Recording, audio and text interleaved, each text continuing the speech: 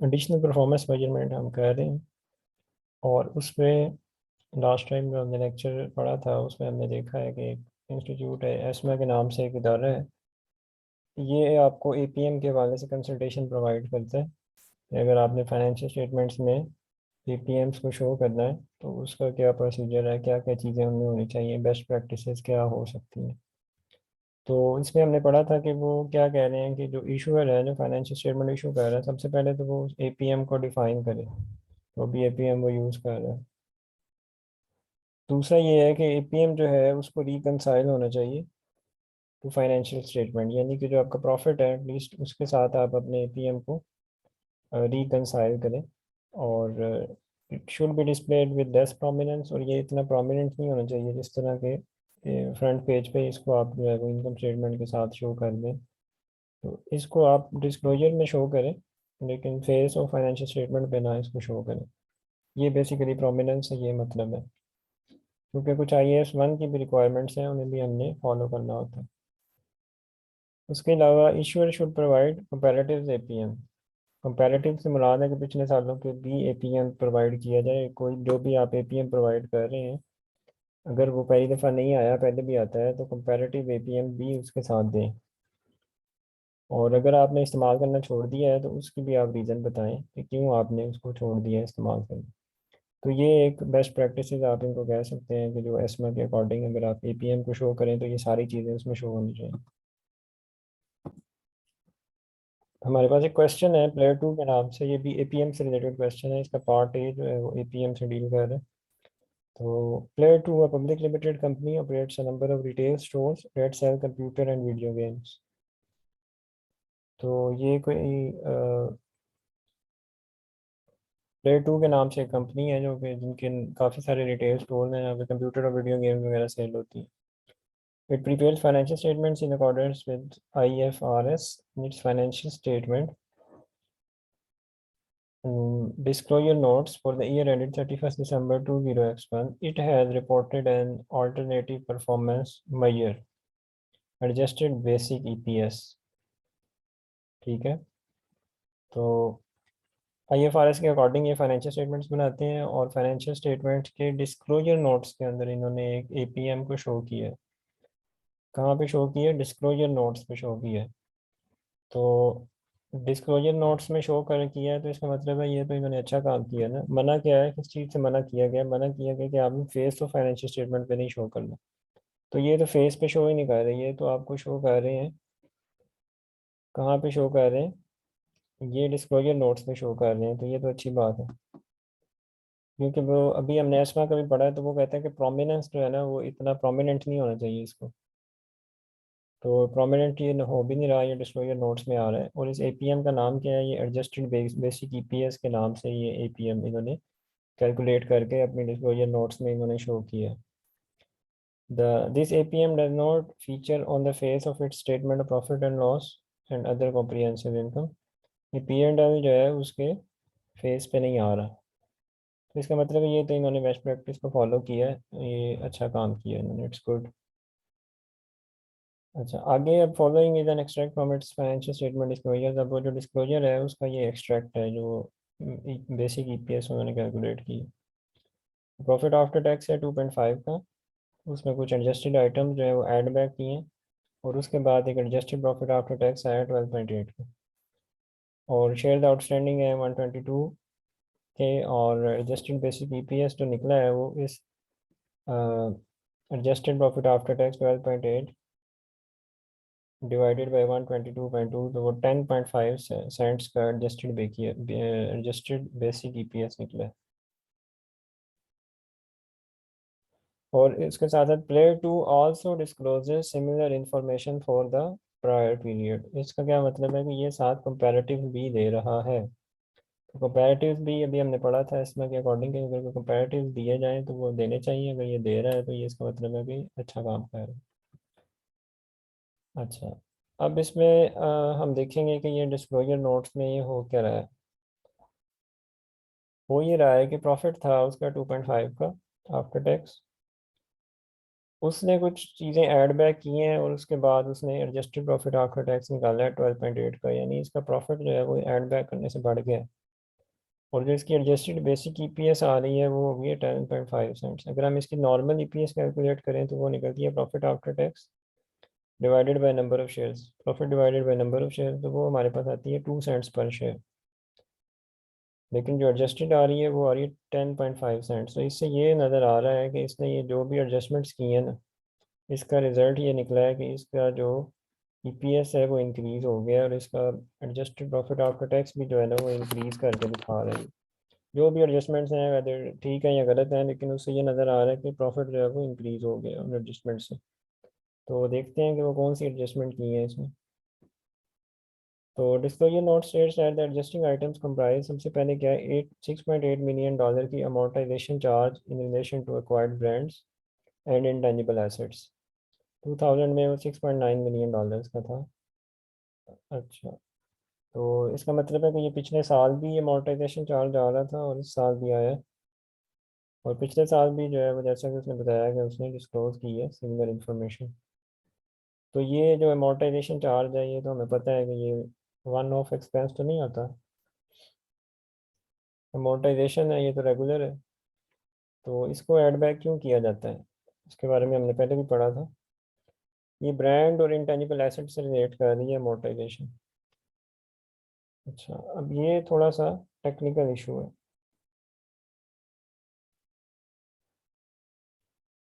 अच्छा, अब इसके हमने इसको जो है वो एडवांटेजेस भी बताने हैं और डिसएडवांटेजेस भी बताने हैं। एडवांटेजेस में इसका क्या क्या आ जाएगा, सबसे पहली चीज़ जो इसके हक में जाती है वो ये, जो उसने बेसिकली कहा होगा कि ये क्या है, ये अमोर्टाइजेशन एक नॉन कैश एक्सपेंस है। अगर हम इस नॉन कैश एक्सपेंस को रिमूव करेंगे तो उससे क्या होगा कि ये जो हमारी फिगर्स हैं प्रॉफिट की, ये कैश प्रॉफिट के करीब हो जाएंगी, जिस तरह बिडा के केस में हुआ था। बेटा भी यही कहता है ना कि अगर मैं नॉन कैश आइटम जो है उसके बगैर अगर मैं फिगर लूँ अर्निंग्स की, तो वो मेरी उस प्रॉफिट के ज़्यादा करीब है जो कि मेरे पास एक्चुअली है। यानी कैश प्रॉफिट के करीब करीब हो जाती है मेरी वो प्रॉफिट। तो इसकी भी यही रीज़न है कि ये अगर मैं नॉन कैश आइटम रिमूव करूँ तो ये जो मेरा प्रॉफिट है, वो जो नया प्रॉफिट आएगा वो कैश प्रॉफिट के करीब करीब होगा। दूसरा एक इसकी जो रीज़न है कि ये इसको ऐड बैक करने की वजह ये है कि ये तो एक एस्टिमेट है, तो एस्टिमेट में जो है वो फ्रॉड के चांसेस होते हैं, कभी बढ़ाया जा सकता है, कम किया जा सकता है, कुछ ना कुछ किया जा सकता है उसके साथ। तो इस वजह से इसको रिमूव करना इट्स गुड। ये तो जाती है इसके हक में रिमूवल के।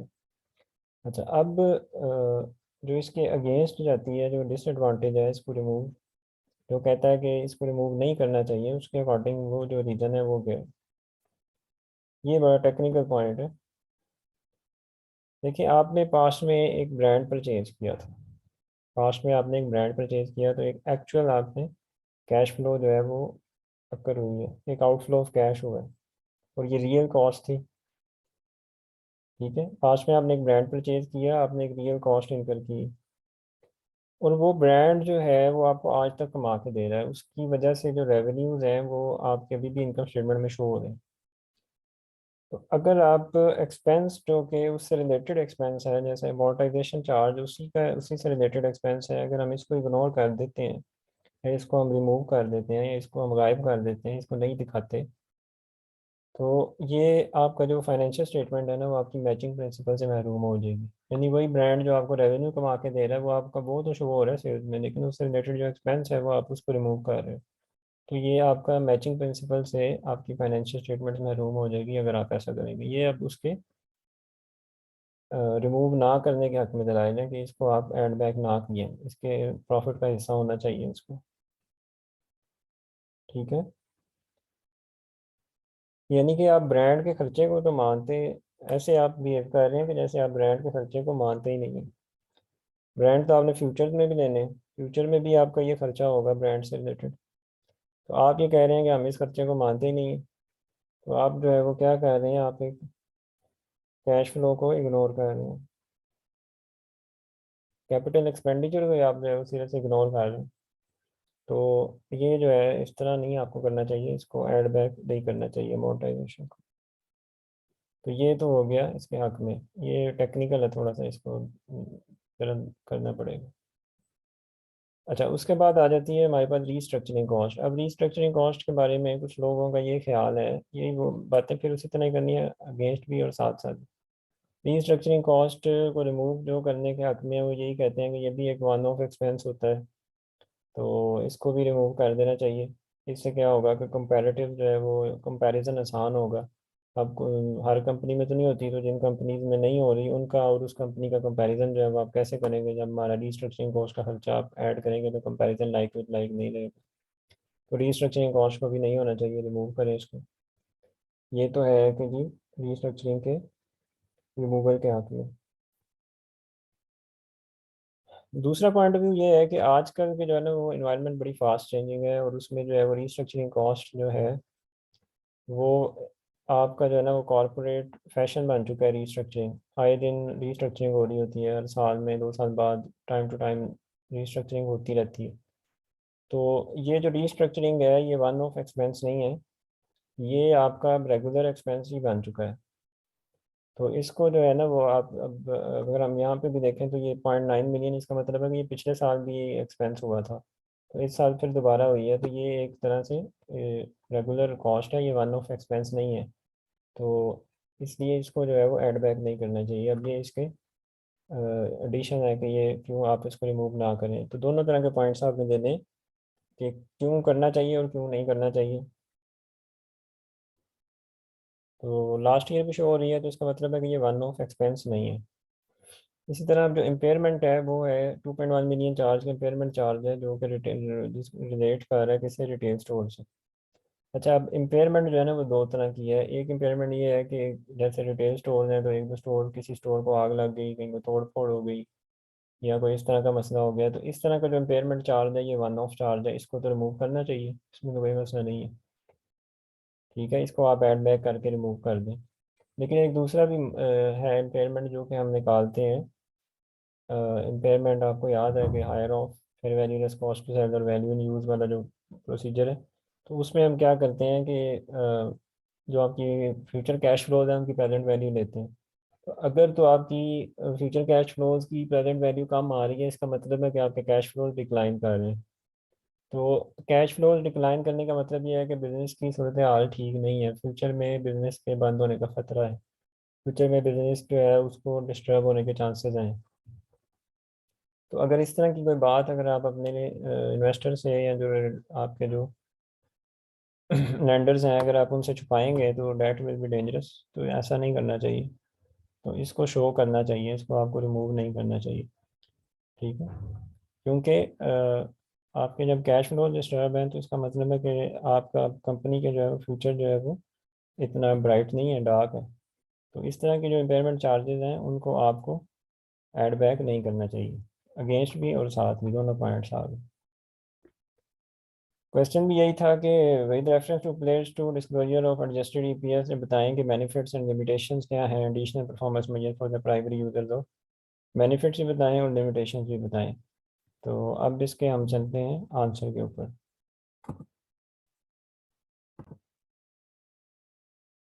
प्लेयर टू का जो आंसर है इसमें सबसे पहले बात ये हो रही है कि एक चीज़ जो है उसका उसका डिफरेंस जो है वो समझ लें। डिफरेंस ये होता है कि जो लाइन आइटम्स है ना, लाइन आइटम्स किसी भी आपने इनकम स्टेटमेंट में या बैलेंस शीट में कोई लाइन आइटम अगर आपने ऐड करना हो तो उसके बारे में IAS 1 ये कहता है कि आप कोई पहले तो ये क्वेश्चन है कि क्या मैं एक नया लाइन आइटम ऐड कर सकता हूँ। तो IAS 1 कहता है हाँ जी आप कर सकते हैं, तो अलाउड है, आप कोई भी लाइन आइटम जो है वो ऐड कर सकते हैं, लेकिन उसके लिए एक शर्त है। शर्त ये है कि उससे आपकी जो फाइनेंशियल स्टेटमेंट्स हैं उनकी रेलिवेंस जो है वो इंक्रीज होनी चाहिए उस चीज़ से। वो रेलिवेंट हो, इरेलीवेंट चीज़ ना आप ऐड कर दें उसमें, उससे रेलिवेंस ऑफ फाइनेंशियल स्टेटमेंट जो है वो बढ़नी चाहिए। ठीक है, लेकिन इसका ये मतलब नहीं है कि कंपनी जो है वो कोई भी ये रूल सिर्फ और सिर्फ लाइन आइटम्स के लिए है, ये APMs के लिए रूल नहीं है। ये लाइन आइटम का रूल है, ये एडिशनल परफॉर्मेंस मेजर का रूल नहीं है। तो IAS 1 allows to add line items in statement of comprehensive income if that line item increase the relevance of financial statements। तो ये line item के बारे में रूल है, but it doesn't mean that companies report APM on the face of statement of comprehensive income। वही बात कि जिस तरह एस्मा भी कह रही थी कि एस फेस के ऊपर नहीं शो करना, उसी तरह ये भी जो है वो IAS 1 भी यही कहता है कि लाइन आइटम्स जो है वो तो आप शो कर सकते हो, लेकिन एडिशनल परफॉर्मेंस मेजर जो है ना वो आपने वो नहीं है कि आप उसको लाइन आइटम्स की जगह उसको नहीं आप शो कर सकते। तो लेकिन इस क्वेश्चन में उसने ऐसा किया भी नहीं है, उसने ऑलरेडी डिस्क्लोजर नोट्स में चीज़ें दी हैं, फेस ऑफ फाइनेंशियल स्टेटमेंट पे वो कुछ नहीं दिखाया उसने। अच्छा, जो प्राइमरी यूजर्स हैं, कॉन्सेप्चुअल फ्रेमवर्क उन्हें डिफाइन करता है कि वो कौन है, इन्वेस्टर और लैंडर्स हैं, ये दोनों। चलिए अब आगे, अब इस पे कुछ चीज़ें देखते हैं कि एपीएम का normally use by internal management for performance evaluation, but it can be used by external if they would like to find out management's view about business। तो नॉर्मली इंटरनल मैनेजमेंट इनको इस्तेमाल करती है, लेकिन ये एक्सटर्नल भी इसको यूज़ कर सकते हैं। अगर आप लेट से उन्हें आप बताना चाहते हैं अपनी कंपनी के बारे में, तो वो अब मैनेजमेंट अपना व्यू देना चाहती है बिजनेस के बारे में कि जी ये वजह है, इस वजह से ये काम हुआ है, ये अमोर्टाइजेशन चार्ज था जिस वजह से हमारा प्रॉफिट कम हो गया। तो ये सारी चीज़ें मैनेजमेंट अपना व्यू दे सकती है उन्हें, इसमें कोई वो नहीं है। इसीलिए ये पीएम्स आए हैं कि आप अपने, अगर अपने तौर पे आप कुछ बताना चाहते हैं अपने इन्वेस्टर्स को, लेंडर्स को, तो वो आप थ्रू एपीएम बता सकते हैं। लेकिन उसके लिए भी कुछ कोई पर्टिकुलर रूल्स एंड रेगुलेशन नहीं है, आपकी मर्जी है। लेकिन जो rules and regulations already exist कर रहे हैं वो नहीं हिट होने चाहिए। क्योंकि वही बात है कि ये आपकी मर्जी है, APMs are not provided by international accounting standard board, that's why inconsistencies are there in the calculation of APMs. कोई किसी तरह निकाल रहा है, कोई किसी तरह निकाल रहा है, कोई कंसिस्टेंट कोई अभी तक फ्रेमवर्क नहीं है इस पे। Player two should report the basis on which the APM is reported. तो इसको भी जो है, प्लेयर टू को भी जो है ना वो बेसिस बतानी चाहिए कि इसने ये जो एडजस्टेड बेसिक ईपीएस निकाली है ये किस बेसिस पे निकाली है इसमें।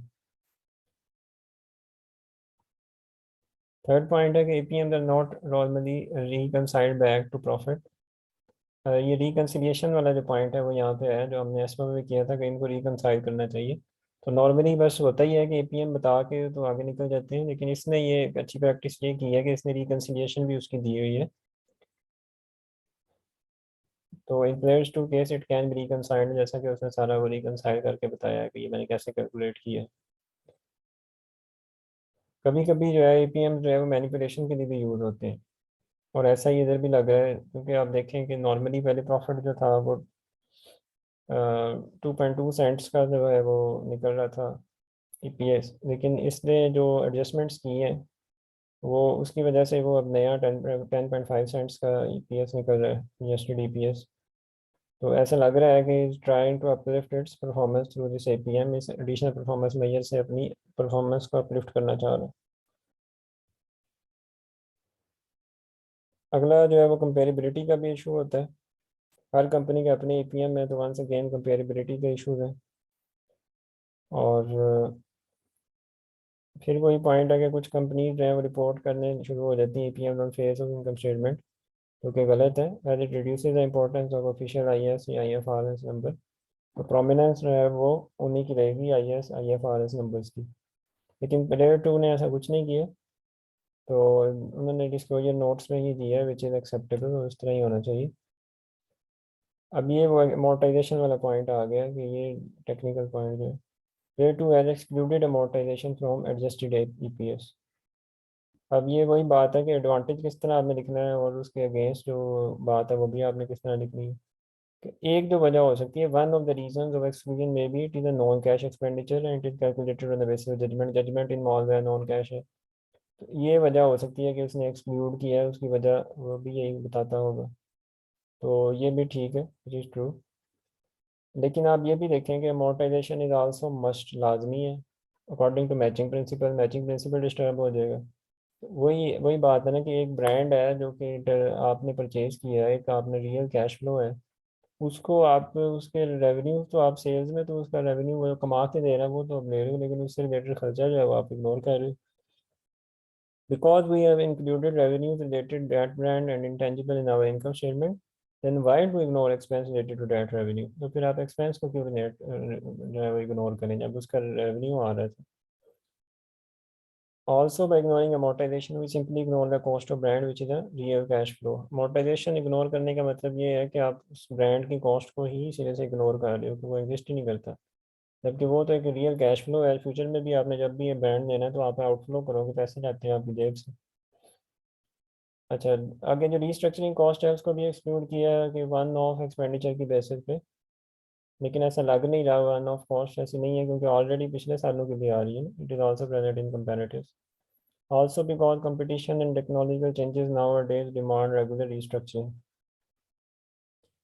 ये वही बात है कि कॉर्पोरेट फैशन बन चुका है, तो रेगुलर रीस्ट्रक्चरिंग होती है, ये वन ऑफ एक्सपेंस नहीं रहा। तो that's why Plato should not exclude restructuring expenditure, इसको एक्सक्लूड नहीं करना चाहिए। उसके अलावा इम्पेयरमेंट और रिटेल स्टोर्स है, लेकिन ये भी उसका वन ऑफ एक्सपेंस कह के और ये कह के इससे कंपैरिजन जो है वो डिस्टॉर्ट होता है, उसने रिमूव किया है। But in reality presence of impairment means that business is not doing great और well for future cash inflows are low. यानी कि अगर आपकी पीवी या फ्यूचर कैश फ्लो या वीएयू कम आई है तो इसका यही मतलब है ना कि आपकी जो बिजनेस है, इम्पेयरमेंट का यही मतलब है कि बिजनेस जो है वो ठीक चल नहीं रहा और फ्यूचर में कैश इनफ्लो जो है वो कम आएंगी। और ये इंफॉर्मेशन जो है वो टोटली रेलिवेंट है फॉर शेयर होल्डर्स। तो ये सारे इसके पॉइंट्स हैं जो कि आपने उनको जो है वो लिखना है। तो ये तरीका कार है कि फ़ायदा भी उसका और उसकी भी पॉइंट ऑफ व्यू लेना है और अपना भी देना है, तो दोनों तरह ये क्वेश्चन सॉल्व होगा। तो ये आपका लेयर 2 का क्वेश्चन था, पार्ट 1 रिलेटेड टू एपीएम्स।